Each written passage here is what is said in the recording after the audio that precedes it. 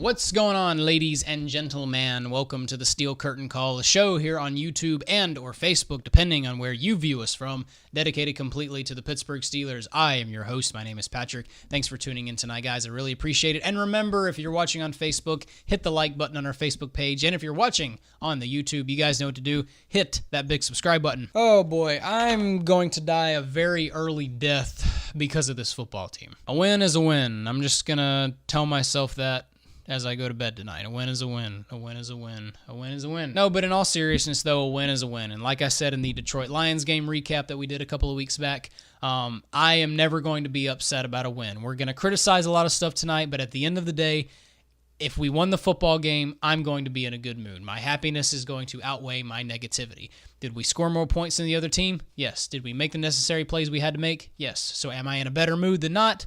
Yes. I would just like the Steelers to start playing good against bad football teams. I mean, I feel like that's not a bad thing to say, right? Just start playing good against bad football teams. I mean, I get jealous. I watch teams like the Patriots, who absolutely crushed the Denver Broncos tonight. The Broncos are a bad football team, and the Patriots knew it, and they stepped all over them. I would like the Steelers to become that football team. But like I said, we won the football game. We won the game, and that's ultimately all that matters. And another thing I'll just say here at the beginning is, I'm grateful we won this football game because the Steelers have found a way to lose this particular football game over the last several years. The Steelers coming into this game, which, by the way, this is an interesting stat line I'm about to give you. The Steelers are 5-13 in their last 18 games against teams with losing records playing them on the road. Think about that for just a second. So we've seen this movie before, and it looked like the movie was going to play out all over again, but the Steelers said, you know what? No, we're done with this. We are not going to let this happen all over again. We're going to beat this football team this time. And I'm grateful for that. The other thing I think you have to do here at the beginning is you have to give Chuck Pagano and the Colts a lot of credit. I think so many times as fans, we get so bogged down in what our team did not do, and we don't focus on what the other team did do. Chuck Pagano and the Colts coaching staff, you've got to give them a ton of credit. This was a well-coached game on their part. You could tell they did their research. You could tell they watched their film. They were prepared to play the Steelers, man. They were ready. They took the deep ball away. They took Le'Veon Bell out of the football game. They took Antonio Brown out of the football game. They were ready to face the Steelers, and it showed. Now that all that's out of the way, let's get down to brass tacks. I think we'll start with the offensive performance today, mainly because I have more to say about the offense than I do the defense. Now, if you were thinking that this was going to be the game that the Steelers scored 30 points finally broke out, that would not have been a bad assessment on your part. When you come into this game, you are facing a team who's ranked 31st in the NFL in pass defense. They also are allowing teams to rush for over 113 rushing yards per game, okay? So we've been talking about it all year. When is the Steelers offense going to blow up? When are we finally going to have the breakout performance? It would seem as if it would be this game right here, right? Well, think again. This was not the game that had happened. This offense performance in this game was absolutely abysmal. Let's go with the word abysmal. I was going to use cringeworthy. You could go with cringeworthy as well. The Steelers literally had 2 successful offensive drives in this game. I'm not really counting the drive where we scored the Vance McDonald touchdown off of the Ryan Shazier turnover because, to be completely honest with you, that drive never would have been set up if not for Ryan Shazier getting that amazing interception at the 10-yard line that put them in perfect field position. If they would not have scored a touchdown on that drive, I probably would have jumped clean out my window there. I'm talking about starting down in your own territory and working your way down the field. We only had 2 successful drives in that aspect all game long. You put those drives away, what you had was a total failure on offense. And it really starts with Le'Veon Bell in the run game. Now, I took the time to go back and rewatch this game on NFL Game Pass because what I was trying to look for was, okay, was this run blocking? Was this Le'Veon Bell? What was it? And first off, like I said, you acknowledge what your team did not do, and you don't acknowledge what the other team did do. The Colts played outstanding rush defense in this game. They were very quick to seal gaps, close gaps, so you've got to give them the credit they deserve.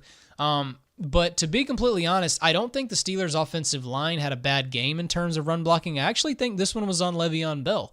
Bell had 25 carries for just 80 yards on the game. 26 carries for 80 yards on the game. He averaged only 3 yards per carry. And like I said, I don't think the offensive line had a bad game run blocking. I think that Bell was a little too hesitant. He was a little too patient in this game. And Bell does this every now and then. Le'Veon Bell is He's arguably the best running back in football, and a lot of that has to do with his very unique run style. He's very patient. He hesitates in the backfield. We've come to know it and love it very well at this point. I love it.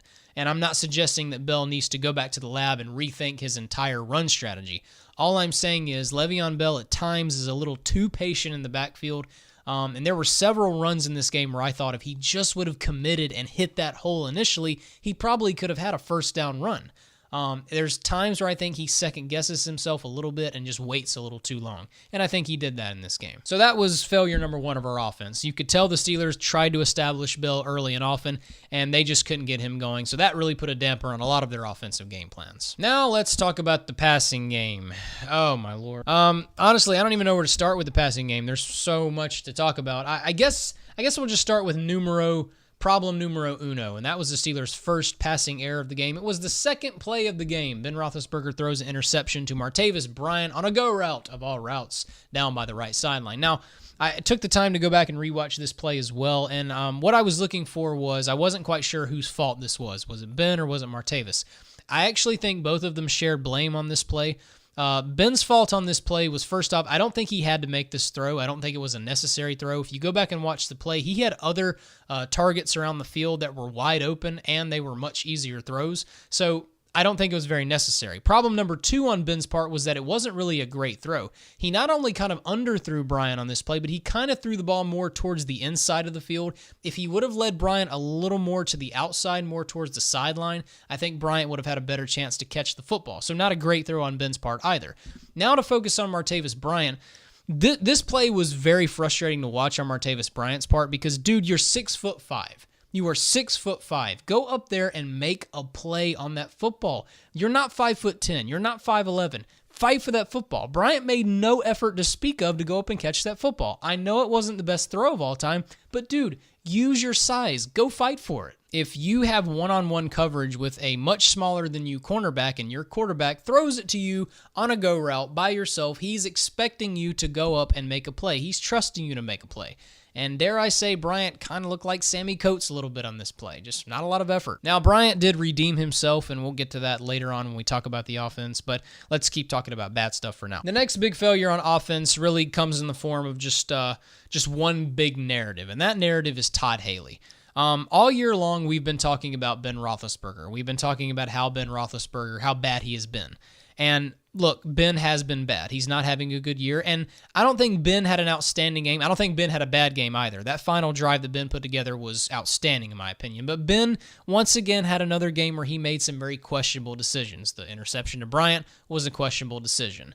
The Vance McDonald touchdown, holy cow. Yes, he threw the Vance McDonald touchdown, but holy cow, he almost airmailed him, and it took him like 10 seconds to see him wide open over there. He was wide open for like a solid 10 seconds. So there were also some passes that Ben threw very low at the line of scrimmage that got tipped. So not a great day by Ben either. But I feel like all season long we've been talking about how bad Ben has been, and we're not talking about Todd Haley enough. This offense is not just being held back by Ben Roethlisberger. It has a lot to do with Todd Haley. One of the bad habits that Todd Haley has is kind of overthinking game plans, overcomplicating game plans, and just not playing situational football, not doing situational play calling. The Colts in this game, it was very clear what they were doing. They came out with the mindset of we're not going to get beat deep. We are going to play zone coverage. We're going to take the big play away. We're going to dare them to throw deep. We'll give them the underneath stuff. If you look how they were playing sort of a soft cover 2 zone, and their safeties were playing literally about 40 yards back from the line of scrimmage, and they were split. Okay, so here's the thing. They come out in that formation. They are giving you the underneath stuff freely. They're not letting the big plays happen, but they're giving you the middle of the field and the underneath stuff. Todd Haley, take it. It's yours. Take it. All game long, Todd Haley had the opportunity to take the little stuff, the little underneath stuff. He just never did. And here's what would have happened if Todd Haley would have taken the seam stuff, the middle of the field, the little stuff underneath. Those little 4 or 5 yard maybe checkdowns would have eventually added up. Not to mention you've got a lot of space already, so who's to say they wouldn't have turned into big gains? But either way, the more you would have taken that the Colts were giving you, they would have had to respect it and then adjust to it. And then in turn, what do? Well, then you open up the big deep balls down the field because now they have to adjust to that. So Oh, man. The thing about football is you can come in with a game plan all you want, but at the end of the day, a defense, you've got to adjust to the looks that they're giving you. Todd Haley, you did not do that. Not to mention, you came into this game playing a defense ranked 31st in the NFL in pass defense. You don't come in with a safe, conservative style. If they're 31st, they're 31st for a reason. Ram it down their throat. And while we're on the subject of Todd Haley, there were two other, well, I mean, his whole play calling was questionable, but there's two plays in particular that I really have to rant about. The first was the decision to go for two. That actually was not Todd Haley's decision. Now, the decision to go for two after they scored that touchdown to make it 17-15 made complete sense. It makes no sense to kick the field goal in that situation because even if you kick the field goal for the extra point, it's still 17-16. You still don't have the lead. And even if you don't get the 2-point conversion, it's 17-15. A field goal on the next drive, if you get a defensive stop, still puts you on top. So going for two is the most ideal situation here. But Todd Haley wanted to kick the field goal. He did not want to go for two here. It was actually Ben Roethlisberger and Mike Tomlin who made that decision to go for two after that touchdown, not Todd Haley. So that's questionable. And then later on, and we'll talk about the Steelers' final drive, the one that they ended the game on, which was a fantastic, amazing drive. But there was one play on that drive that blew my mind. It's a 3rd down and 2 play. Now, maybe I shouldn't gripe too much because the Steelers did get the first down on this play. I'm just trying to make the point in saying that I just didn't understand the play call. It's 3rd down and 2. All you need is 2 yards. There's a lot of ways to get 2 yards on a 3rd down situation. Todd Haley decides to do a wide receiver wraparound. Now, here's the thing. They got the first down, but barely. The Colts actually, and it was Eli Rogers. It was a wide receiver wraparound to Eli Rogers. He gets the first down, but the Colts challenged the spot. That call could have gone either way. It was extremely close. It looked like Rodgers had the first down, but then from different angles, it looked like that he got stopped. That call could have went either way. So we got it. So at the end of the day, maybe I should stop my complaining. But what kind of play call is that, Todd Haley? 3rd down and 2 and a wide receiver wraparound in a late game situation? Not to mention, you've got 2 timeouts. You've got plenty of time, and you're calling plays right now that it's kind of like you want to go into overtime. No, you got plenty of time. You can win this football game. I want to be clear. I'm not sitting here advocating for the firing of Todd Haley. I don't think it's time to have that conversation just yet. Overall, I think Todd Haley has done a good job with this offense for the most part. He's kept Ben clean. Ben's taking fewer hits. Ben's also getting the ball out quicker. So I don't think it's time to have the let's fire Todd Haley discussion. All I'm trying to say is I'm getting a little impatient at this point. And if I'm going to be completely honest, my eyes are on him. But maybe we shouldn't have all this negative talk. Let's talk about the good things about this offense performance. Because even though the majority of this performance was abysmal, the Steelers did make big plays on offense at critical moments when they had to make them. Now, after the Colts went up 17-3 thanks to Chester Rogers' 61-yard touchdown, at that point it's 17-3, and I'm thinking, here we go. We're going to lose to a bad football team on the road all over again.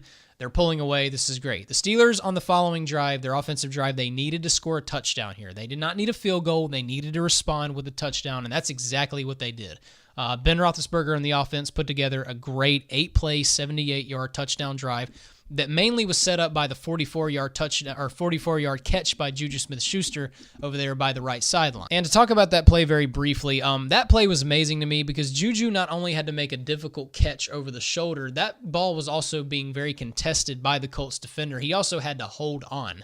And this is what I love about Juju Smith-Schuster is that he has the amazing ability to catch in traffic. A lot like Antonio Brown in that sense. He doesn't need a ton of separation. He doesn't need to be wide open. He doesn't need the ball to be exactly where he wants it to be. He can catch in traffic and catch even when the ball is being contested. I love that about him. Not to mention he went on to score the touchdown on that drive as well, the 7-yard touchdown from Ben Roethlisberger. Juju Smith-Schuster right now has gone from just a nice little compliment for this offense to he's coming for the throne. You can tell by the way he's playing here over the last 2 weeks that he's finally hit it. He's hitting his stride. He's really getting into rhythm with Ben, and he wants to be the best wide receiver in football, and he's playing like it. Against the Lions, he has 197 yards receiving. In this game, he had 97 yards receiving again. The guy right now, I mean, at this point we can say definitively, Martavis Bryant is not wide receiver number 2 on this team. He's not. It's Juju Smith-Schuster. So I'm very much enjoying the way he's playing football right now. He's only 20 years old, but he's playing like a grown man, and I absolutely love it. And he's getting better week in and week out, and I'm really enjoying that. Now let's talk about that final drive. Now this play was absolutely amazing. The Steelers put together a remarkable 10-play drive that resulted in a Chris Boswell 33-yard game-winning field goal. Now, Ben Roethlisberger, as we already talked about, has gotten an enormous amount of flack for the way he has played this season, and understandably so. Ben's been bad in a number of areas, but Ben Roethlisberger was vintage Ben Roethlisberger on this drive. There were 2 big plays. First off was the critical 3rd down and 4. He hits Martavis Bryant, who's running a shallow cross to the right side of the field. Bryant then takes it for a big first down up to the 50-yard line. The thing about this play that was amazing, Ben is about to take a big shot. He knows he's about to get blasted, but he stands tall in the pocket, delivers that throw, takes the hit. Big boy football there. And then the very next play, ultimately the play that ended the game, the 33-yard play to Antonio Brown, just another similar play. Ben is about to get clobbered. His jersey is being pulled on, but he somehow gets away, throws the ball to Antonio Brown there at the last second, which, by the way, Antonio Brown, that was not his original route. He kind of wheeled around, went back to the football towards the middle of the field. Ben, once again, making a play on his legs. That's what we're used to seeing Ben do. So for all the crapping on Ben that we've done this season, give the guy credit. He was the reason those big plays happened on that final drive, looking like Big Ben of old there. The other thing you got to give this offense credit for is the offense was better in the red zone in this game. Now, when you look at the stat sheet, you see 2 of 4 in the red zone. That's a little bit misleading because they're calling the Boswell field goal there at the end of the game a missed red zone opportunity.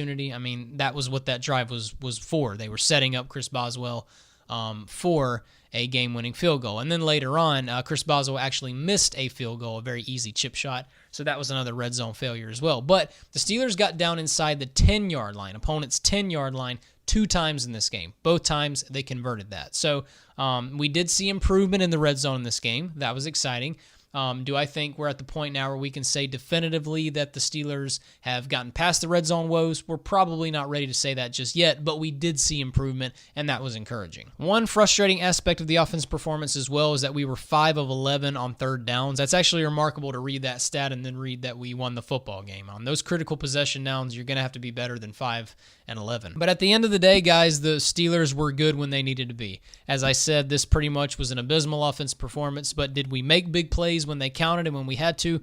Yes, we did. And like I said, that's all that matters. So kudos to the offense for being good when they had to. Now, to address the defensive performance, overall, I have to say I was very happy with the defensive performance in this game. I thought the defense did a tremendous job of showing a lot of resilience, a lot of resolve, responding after allowing those 2 big 60-yard touchdown passes. By the way, to address those very quickly, those are very troubling for a number of reasons. Number one, because the Steelers secondary as a whole has been playing very well this year. We don't typically see them allow those types of big plays downfield. Well, they allowed 2 of those in this game. And, I'm not ready to sound the alarm just yet. I don't think it's time to do that. But, to be 100% honest, the Steelers secondary has not played well over the last 2 games. Against the Lions, the secondary was horrible. And in this game, they allowed 2 60-yard touchdown passes in 1 game. So again, I'm not ready to sound the alarm just yet. I just think that it is a little bit concerning, and I am going to be watching it closely over the next couple of weeks. And I'm going to be watching it even closer now that we have 2 starters in our secondary gone, Mike Mitchell and Joe Hayden. And to start with Joe Hayden's injury, oh man, this was just heartbreaking. Joe Hayden's been having an excellent season. The Steeler crowd, the Steeler Nation's fallen in love with him.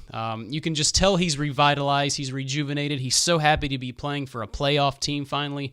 And it's been showing. And then to see him go down like this was just absolutely heartbreaking. Now, the prognosis was at first very, very depressing, but it's actually not that bad anymore. Initially, we heard broken fibula, and we thought season-ending IR. Here we go. His season's done. Crap. But that's actually not the case at all. It's actually very good news. He only had a slight fracture of his fibula, not a total one. He's only going to miss about 4 to 5 weeks, folks, so we can all breathe a big sigh of relief. Now, the question arises, what do we do at the cornerback position now that Hayden's going to be sidelined a couple of weeks? The Steelers are not going to put Joe Hayden on injured reserve. That would make no sense. It would make no sense to do that because once you put a player on injured reserve, they have to stay there for a total of 8 weeks. Joe Hayden's recovery time is not going to take 8 weeks. It's only going to take about 4 to 5. So putting him on injured reserve makes no sense whatsoever. So what he'll do is he'll stay on the active 53 just with an injury. Now, Cody Sensabaugh will step up and take his place in the meantime. And I have to say, I think you have to tip your cap to Cody Sensabaugh. I thought he played a great game in Joe Hayden's place. He had that really nice pass breakup on T.Y. Hilton later in the third quarter. I'm comfortable with Sensabaugh being the guy in the meantime. But with Joe Hayden being gone, that does leave a deficit. And the question arises, what do you do to solidify the depth? Well, I think it's pretty obvious. You go on the injured reserve and you activate Cameron Sutton, cornerback, third-round draft pick out of Tennessee, to the active roster. Now, the problem is we have 53 people on the roster right now already. So if Cameron Sutton is going to come on the roster, that means we're going to have to cut someone. I think the obvious candidate to cut right now is going to be Justin Hunter. I mean, you think about it. What value does Justin Hunter have to this team right now? Guys, he's not even getting special team snaps. The only time that he is getting on the field is if Martavis Bryant or Juju Smith-Schuster or Antonio Brown has an injury. Outside of that, he is not going to get a helmet any day of the week. So I really don't think he has much value to this football team. I would cut Justin Hunter. But we'll see how the Steelers plan this. No, they will not cut James Harrison. Some people have been saying they should cut Harrison. Seriously? Really? And then there's Mike Mitchell. Now, Mike Mitchell has an ankle injury. I don't know how severe the ankle injury is. They didn't really specify that. It is an ankle injury. He got carted off the field later in the game. While he's down, obviously J.J. Wilcox, Robert Golden will have to fill the void there. Hopefully it's not too long for him because, like I said, I know Mitchell has his issues, but the Steelers are a better team when he's on the football field. So hopefully he's not down too long. And it's just really funny. Coming into this game, we were all bragging about how, yeah, all 22 of our starters are healthy. This is awesome. Well, in one game, that changed very quickly. To go back to the big 60-yard touchdown passes, we'll start with the first one, the 60-yard touchdown to Dante Moncrief in the second quarter. I don't really know how else to say it, man. Artie Burns just got absolutely torched on this play. I mean, he got murdered. And you got to give Dante Moncrief a lot of credit. I mean, he ran an outstanding route. It was a double move. It was a stop-and-go route. The point of the route was to get Artie Burns to bite down on the first move. He kind of gave the illusion that he was running a slant or a curl-in route. Artie Burns bit down on that thing like a dog chasing a steak. And Moncrief was able to blow right by him. Very easy pass for Jacoby Brissett to make. And this is the thing about Artie Burns, man. Artie Burns is a very, very talented corner. There's a lot to like about him. But, man, this guy just lives and dies by the instinct too many times. He has got to stop doing that. We have seen him give up this play several times this season. He's going to have to be better down the stretch. He can't let this happen again. And then the 61-yard touchdown pass later in the third quarter to Chester Rogers, I believe it was. Now, this play was interesting. There was a clear breakdown in communication between Mike Hilton and Mike Mitchell on this play. Rogers is lined up in the slot. Mike Hilton has him in coverage. And Mike Hilton follows him just until they reach the second level. Now, Mike Hilton actually lets him go into the second level. The reason why he lets him go is because he thinks he has safety help over the top. He does not. Mike Mitchell bit down to the left side of the field and left the right side wide open. He bit down on T.Y. Hilton's side of the field. And it was a bad decision on Mike Mitchell's part because T.Y. Hilton had two guys on him. There was no reason for Mitchell to go over to that side of the field, but he did, and he left that side of the field wide open. Once again, a very easy pass play for Jacoby Brissett. Now, after the Chester Rogers 61-yard touchdown pass, the defense did a complete 180 and went into total lockdown mode. The Colts had 5 offensive drives after that play. All 5 of them resulted in punts except for one, and that one drive that did not resulted in a big Ryan Shazier interception, arguably the play of the game. Now, let's be honest, I think all of us probably would like to be sitting here talking about how we had 3 punts, 1 interception, and 1 fumble. The Steelers got completely ripped out of a fumble call. I feel bad for officials sometimes. I think sometimes they get a lot of heat. It's kind of hard to call everything when it's going full speed, and you're also just not going to see everything at every moment. But I'm not really sure how they came to the conclusion they came to on this particular play. The play that I'm referring to is Frank Gore catches a very small pass underneath from Jacoby Brissett. He turns around and starts running, and then he's hit by Vince Williams. The ball comes out, and Vince Williams recovers. I mean, it was literally as simple as that.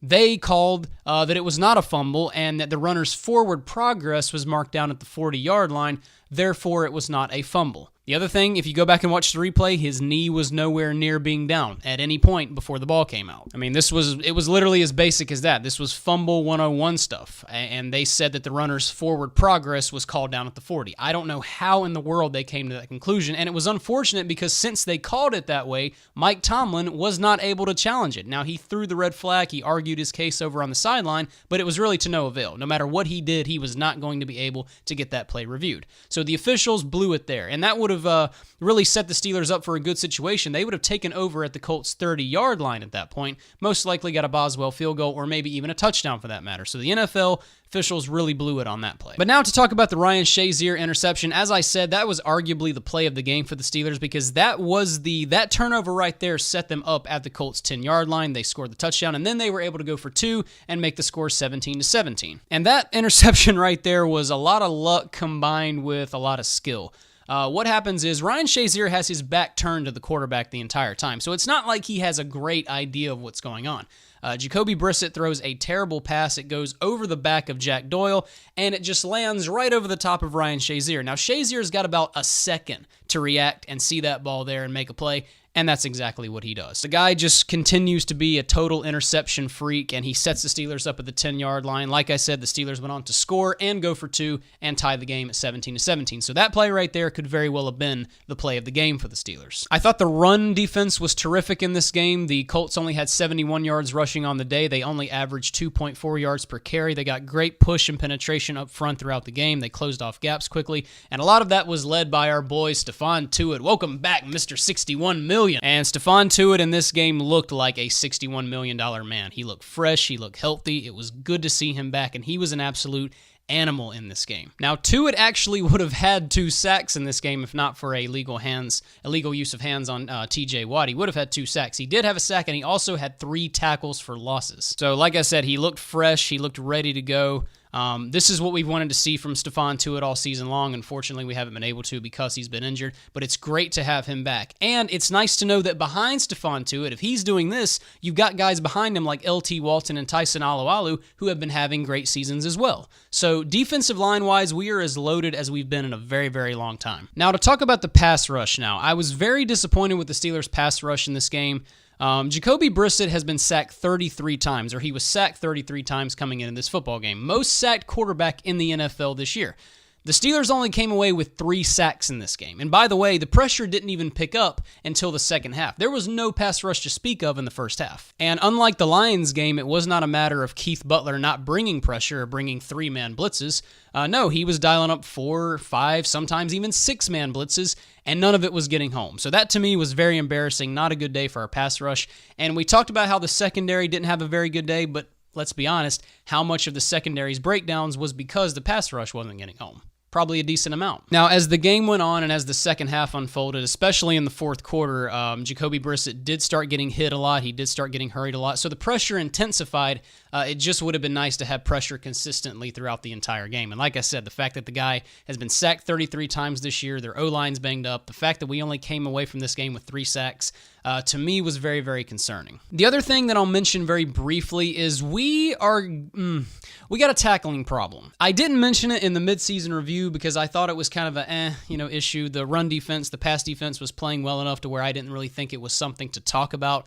But we actually, I don't know if you guys know this, we lead the NFL right now in missed tackles. And there were 2 plays in this game that made me absolutely want to kill myself. One play we had Marlon Mack wrapped up in the backfield for a loss, missed a very easy tackle. Would have been a loss of about 6, but no, we missed a very easy tackle there. And then one play, this is probably the biggest one. You had 2 guys who had very easy tackles, just missed them. Marlon Mack caught a catch. I think it was just a very simple screen pass. He caught it. He was taking it upfield. William Gay is right there to make an easy tackle. He misses a tackle, which is very uncustomary for him. William Gay is one of the best tacklers on this team altogether. He's never had a tackling issue. And then Ryan Shazier, who really has had a tackling issue all year. Ryan Shazier plays a little too quick every now and then, and at times he takes bad angles. Well, he certainly took one on this play, both he and William Gay. So I did just want to mention that. Like I said, I didn't really feel the need to bring it up in the midseason review because everything else was going well, but we do have a little bit of a tackling issue right now, and it is starting to get concerning. And it's frustrating because there's some things in football that are complicated, and then there's things that are not.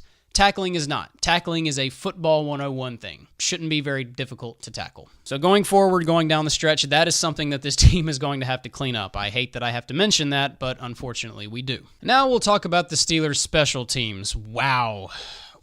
If I had to give the special teams a grade in this game, I would probably give them an F. Well, actually, F's not the right grade to give them because at the end of the day, Chris Boswell did nail the 33-yard game winner. So at the end of the day, Boswell came through, but I'd go a D. I think a D is what I'll give them. The first bad thing that happened was Chris Boswell had another field goal that was blocked. This is the second field goal that Chris Boswell has had blocked this year. He had one blocked in the Bears game. He had one blocked in this game. And something that is concerning to me is that the blocked field goals have come off the right side both times. Now, is this just a coincidence, or do we have a blocking problem over there by the right side? Is there a communication issue? Is there something else going on? I don't know. I really don't know. But all I know is that Chris Boswell has had 2 field goals blocked by blown blocks on the right side. And just for the record, folks, Chris Boswell had this blocked, and he had one blocked against the Bears, but he has had several other field goals and extra points nearly blocked because of blown blocks over there on the right side. So like I said, I don't know what's going on over there on the right side. But Danny Smith and this coaching staff need to get this thing figured out fast. And to be completely honest, the special teams struggled last year. Special teams coordinator Danny Smith, I don't know if he's long for this world on the Steelers. There was a lot of looking at him last season, but somehow, some way, he got his job back this season. And with the way the special teams is going this season, I don't know if he's going to have a job at the end of the season. Now, too early to have that discussion, but if he doesn't clean this stuff up, I don't see how in the world he has a job in 2018 for this team. Now, on that blocked field goal, though, you have got to give Jesse James a ton of credit. And in many ways, he's one of the big heroes of this game, because if Jesse James does not make that tackle, the Colts get 2 points on the board. And if there's ever an example to point to as to why you don't ever give up on a play, it was this blocked field goal right here. Incredible effort by Jesse James to not give up, chase him all the way down the field, and then make the tackle. That's A-plus football right there by Jesse James. And then Chris Boswell missed a field goal, and that's kind of weird because he's gone 18 of 20 on the year. He's been 90%. As bad as that missed field goal was, I mean, he's in a dome. He's not outside. He shouldn't have missed that. But guys, you got to cut Chris Boswell some slack. He's been the hero all year long. The offense can't score in the red zone this season, and Chris Boswell has had to pick up all the slack. So, as much grilling him as I want to do, I kind of have to put things into perspective. And at the end of the day, he did nail the 33-yard game winner. So cut Boswell some slack. So I think that's pretty much going to wrap up my recap, everybody. Like I said, it's not pretty. It continues to not be pretty, but we are winning football games. And at the end of the day, that is all that matters. What I will say, and I'm not trying to take the wind out of anybody's sails, but the way the Steelers are playing football right now is not sustainable. This cannot continue. If we are going to make a deep playoff run, if we're going to beat a team like the New England Patriots come playoff time, this type of football cannot continue. It cannot continue. But for now, we'll enjoy it. We will celebrate this victory. Now, we don't have a whole lot of time to celebrate it because we are right back at it on Thursday night against the Tennessee Titans, who, by the way, are a very formidable team. They are 6-3. We're going to do a preview show for that game this coming Wednesday, so stay tuned for that. But until then, we'll enjoy this victory. Remember, guys, follow us on Twitter. We are at SCurtainCall33. Remember to like the show on Facebook. Remember to subscribe to the YouTube channel, all that wonderful stuff. And remember, email us your questions, thesteelcurtaincall33@gmail.com, and I will answer your questions here live on show. Get on that, people. All right, guys, but until Wednesday when we do our preview show, here we go, Steelers. We won this week. We won. Celebrate, and we will see you guys Wednesday night. Good night.